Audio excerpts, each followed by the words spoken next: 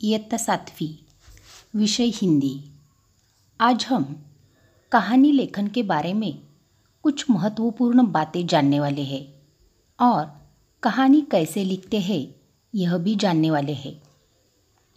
बच्चों, हमारे हिंदी के प्रश्न पत्र में एक प्रश्न कहानी लेखन का होता है। इसमें एक कहानी की रूपरेखा दी जाती है और उसके आधार पर कहानी लिखने के लिए कहा जाता है। यानी कि कहानी लिखने के लिए हमें प्रश्न पत्र में कुछ मुद्दे दिए जाते हैं और उन मुद्दों के आधार पर हमें कहानी लिखने के लिए कहा जाता है। इस कहानी को एक शीर्षक देना और अंत में कहानी से मिलने वाली सीख लिखना भी आवश्यक है। कहानी लेखन के विकल्प में चित्र वर्णन या चित्रों के आधार पर कहानी लिखने के बारे में प्रश्न पूछा जा सकता है। यानी कि कहानी लिखने के लिए हमें एक तो रूपरेखा यानी मुद्दे दिए जाते हैं या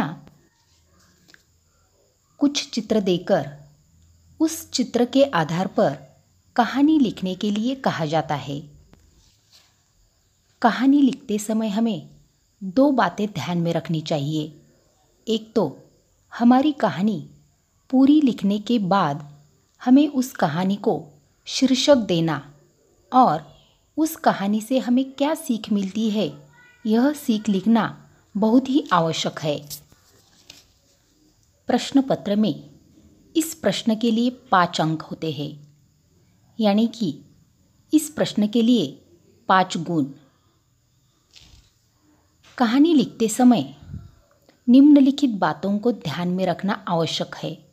पहला देखो, सबसे पहले कहानी की रूपरेखा को ठीक से समझ लीजिए। रूपरेखा का विस्तार, कहानी के प्रत्येक संकेत का क्रम से विस्तार कीजिए। कहानी के स्थान और पात्र आदि के नाम दीजिए। मुख्य घटना का संक्षेप में वर्णन कीजिए। पात्रों की बातचीत को संवाद के रूप में लिखिए।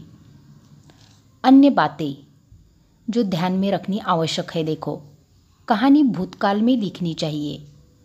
पूरी कहानी 3-4 परिच्छेदों में बांटकर लिखनी चाहिए। विराम चिन्हों का उचित प्रयोग करना चाहिए। तो यहाँ कोण सी बातें आवश्यक है, देखो, जेव्हा आपल्याला परीक्षेमध्ये काही मुद्दे दिलेले असतात किंवा एखादे चित्र दिलेले असते तर त्या आधारावर आपल्याला गोष्ट लिहायची असते। तर सुरुवातीला दिलेले मुद्दे व्यवस्थित वाचून घ्या किंवा दिलेल्या चित्राचे बारकाईने निरीक्षण करा। त्यानंतर आपल्याला मुद्दे ज्या क्रमाने दिलेले आहेत त्यांचे थोडक्यात वर्णन आपल्याला गोष्टीमध्ये करायचे असते। तसेच गोष्टीमध्ये व्यक्तींचे जे बोलणे असते ते संवाद रूपामध्ये लिहिणे आवश्यक आहे। त्यानंतर आपण जी गोष्ट लिहित आहोत ती भूतकाळामध्ये लिहिली पाहिजे आणि आपली पूर्ण गोष्ट ही 3 ते 4 परिच्छेद म्हणजेच पॅरेग्राफमध्ये आली पाहिजे। त्यानंतर योग्य त्या ठिकाणी विरामचिन्हाचा वापर करणे सुद्धा आवश्यक आहे। इसके बाद देखो, शीर्षक, कहानी के मुख्य पात्र, प्रसंग या संदेश को ध्यान में रखकर कहानी को उपयुक्त व छोटा सा शीर्षक देना चाहिए। यानी कि क्या कहा है, आपण जी गोष्ट लिहिणार असतो त्या गोष्टीमधील मुख्य पात्र कोणते आहे किंवा ती गोष्ट कशावर आधारित आहे, त्या गोष्टीमधून आपल्याला संदेश काय मिळालेला आहे या आधारावर आपल्याला गोष्टीला शीर्षक द्यावे लागते आणि आपले शीर्षक हे छोटे आणि त्या गोष्टीला समर्पक असे असावे। त्यानंतर पुढचा मुद्दा पहा, सीख, कहानी से मिलने वाली सीख 1-2 वाक्यों में लिखनी चाहिए। यानी कि कहानी से हमें जो सीख मिलती है, जो बोध मिलता है, वह हमें 1-2 वाक्यों में लिखना चाहिए। म्हणजेच गोष्टीमधून आपल्याला काय शिकायला मिळतं हे थोडक्यात परंतु योग्य शब्दामध्ये लिहिलं पाहिजे। कहानी की लिखावट स्वच्छ और सुंदर होनी चाहिए. लिखने के बाद पूरी कहाणी एक बार पढ़ लेनी चाहिए. म्हणजेच आपली गोष्ट ही स्वच्छ आणि सुंदर हस्ताक्षरात असायला हवी. गोष्ट पूर्ण लिहून झाल्यानंतर परत एकदा गोष्टीचे वाचन केले पाहिजे. बच्चों, कहानी लिखते समय अगर आप इन सारी बातों को ध्यान में रखेंगे और कहानी लिखेंगे तो ज़रूर ही आप एक अच्छी कहानी लिख पाओगे. आज हम यहाँ कहानी का एक नमूना देखने वाले हैं. यहाँ हमें कहानी लिखने के लिए कुछ मुद्दे दिए गए हैं. देखो, बूढ़ा किसान, 4 बेटे, चारों आलसी, किसान हमेशा दुखी और चिंतित, किसान मृत्युशैया पर, बेटों से कहना, खेत में धन, किसान की मृत्यु, बेटों का खेत की खुदाई करना, कुछ न मिलना, खेत में अच्छी फसल, पिता की बात का अर्थ समझ में आना, सीख. तो यहाँ देखो, जब हम यह मुद्दे पढ़ते हैं तो हमें कहानी खुद ब खुद याद आती है. मुलांनो, ही गोष्ट आपण मराठीतून ऐकलेली आहे. पहा, एक शेतकरी असतो आणि त्याला 4 मुले असतात. ती 4ही मुले खूप आळशी असतात. मग तो शेतकरी नेहमी दुःखात आणि चिंता करत असतो की आपली मुलं खूप आळशी आहेत, पुढं यांचं कसं होईल.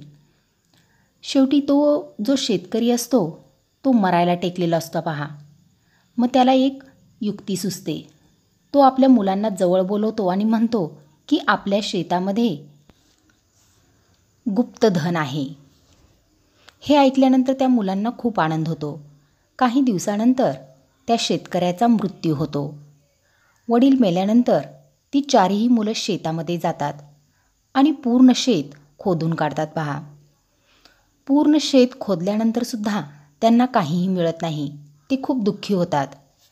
मग पुढे काही दिवसानंतर पाऊस पडतो. जमीन नांगरलेली असल्यामुळं त्या शेतामध्ये त्यावर्षी पीक खूप छान येतं. पीक आल्यानंतर त्या पिकापासून त्या मुलांना उत्पन्नसुद्धा भरपूर मिळतं. तेव्हा त्या मुलांच्या लक्षात येतं की वडिलांनी आपल्याला शेतामध्ये गुप्तधन आहे असं का म्हणलेलं होतं. तर विद्यार्थी मित्रांनो, हे मुद्दे वाचल्यानंतर आपल्याला मराठीतून ही गोष्ट लक्षात येते. आता हीच गोष्ट या मुद्द्यांच्या आधारावर आपण हिंदीमधून लिहूयात. तर गोष्ट लिहिताना कोणत्या गोष्टी महत्त्वाच्या आहेत हे तुमच्या लक्षात आलेलं आहे. सुरुवातीला आपल्याला गोष्टीला योग्य आणि समर्पक असं शीर्षक द्यायचं आहे. त्यानंतर गोष्ट 3 ते 4 पॅरेग्राफमध्ये लिहायची आहे आणि गोष्ट लिहून पूर्ण झाल्यानंतर या गोष्टीमधून आपल्याला सीख म्हणजेच बोध काय मिळणार आहे ते 1 ते 2 वाक्यात लिहायचं आहे. तर या ठिकाणी गोष्ट पहा. कहानी का शीर्षक, खेत में गड़ा हुआ धन अथवा परिश्रम ही धन है. सुंदरपुर गांव में एक किसान रहता था. उसके 4 बेटे थे. वे सभी आलसी और निकम्मे थे. जब किसान बूढ़ा हुआ तो उसे बेटों की चिंता सताने लगी. एक बार किसान बहुत बीमार पड़ा. मृत्यु निकट देखकर उसने चारों बेटों को अपने पास बुलाया. उसने उनसे कहा, मैंने बहुत सा धन अपने खेत में गाड़ रखा है, तुम लोग उसे निकाल लेना. इतना कहते कहते किसान के प्राण निकल गए. चारों बेटों ने पिता का क्रियाकर्म किया. बाद में चारों भाइयों ने खेत की खुदाई शुरू कर दी. उन्होंने खेत का चप्पा चप्पा खोद डाला, पर उन्हें कहीं धन नहीं मिला. उन्होंने पिता को खूब कोसा. वर्षा ऋतु आने वाली ही थी. किसान के बेटों ने उस खेत में धान के बीज बो दिए. वर्षा का पानी पाकर पौधे खूब बढ़े. उन पर बड़ी बड़ी बालें लगी. उस साल खेत में धान की बहुत अच्छी फसल हुई. चारों भाई बहुत खुश हुए. अब उन्हें पिता की बात का सही अर्थ समझ में आ गया. उन्होंने खेत की खुदाई करने में जो परिश्रम किया था उसी से उन्हें फसल के रूप में धन मिला था. इस प्रकार श्रम का महत्व समझने पर चारों भाई मन लगाकर खेती करने लगे। सीख: परिश्रम ही सच्चा धन है।